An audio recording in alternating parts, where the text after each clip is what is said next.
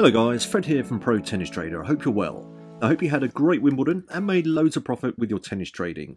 I ran my Platinum Traders group over the tournament and we made some very healthy profits over the 2-week period.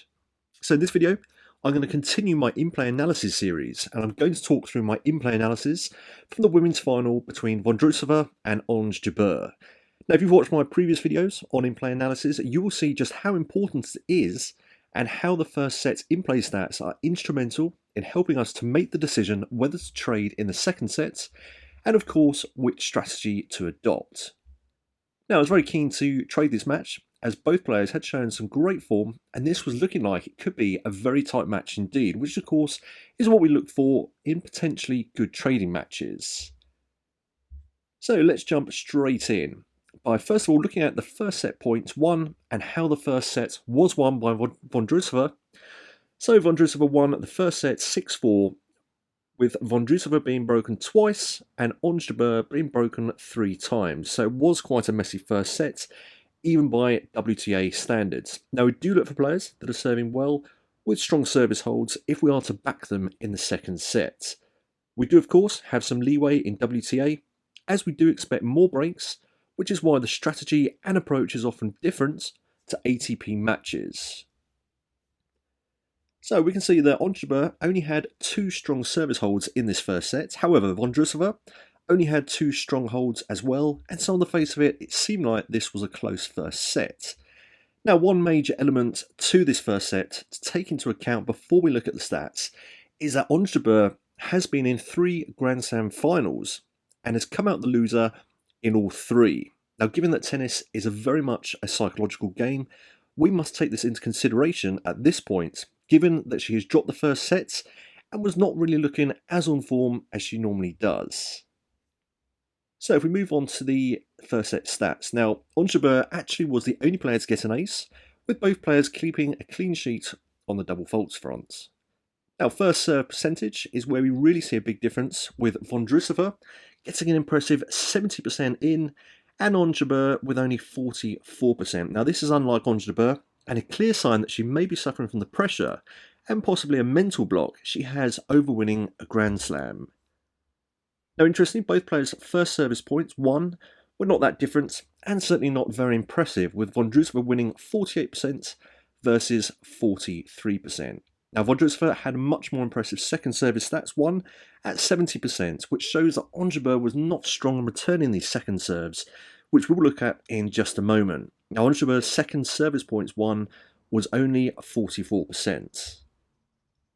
Now, breakpoint saved is a stat that I will always pay attention to, as it really shows strength of character. And we can see that Vondrousova trumped Jabeur here, saving an impressive 5 out of 7, with Jabeur just saving 1 out of 4. Now, this again is another indication that Jabeur was probably feeling a bit of the pressure. Second service return points won by Jabeur was very disappointing, as I mentioned just a minute ago, with Vondrousova's second service points won at 70%. This is a poor stat from Jabeur and a major alarm bell to take into consideration when deciding whether to trade her in the second set. So moving on to winners. Now, Jabeur actually hit more winners, which is often consistent with hitting more unforced errors, as it shows more aggressive play. But with their unforced errors being 15 versus 6 from Vondrousova, this was another alarm bell.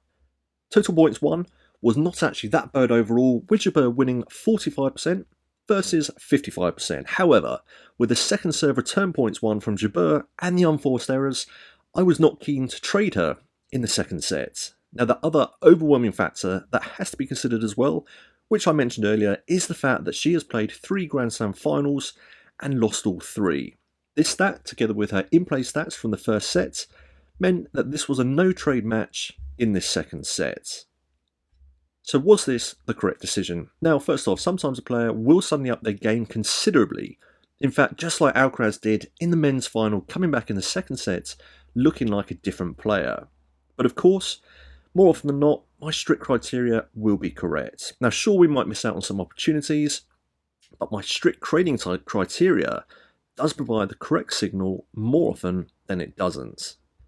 Now, as you can see in this match, these alarm bells were absolutely correct in terms of me deciding not to trade, as the second set was very messy, with Jabeur being broken 3 times, and so if you had traded this match, you would have lost money. Now please let me know if you did trade any of this match, and how it worked out for you. And of course, if you'd like to see more videos with in-play stats, drop me a comment, and I will continue the series. Now if you found this video useful, then please do check out my YouTube channel for loads more videos and subscribe to be notified of when I upload new videos. And if you'd like to become a successful tennis trader, then you can start your journey by enrolling on my free video course, An Introduction into Tennis Trading, at protennistrader.com. And you can also grab a free copy of my ebook, Tennis Trading, the Ultimate Guide to Getting Started. I'll see you soon.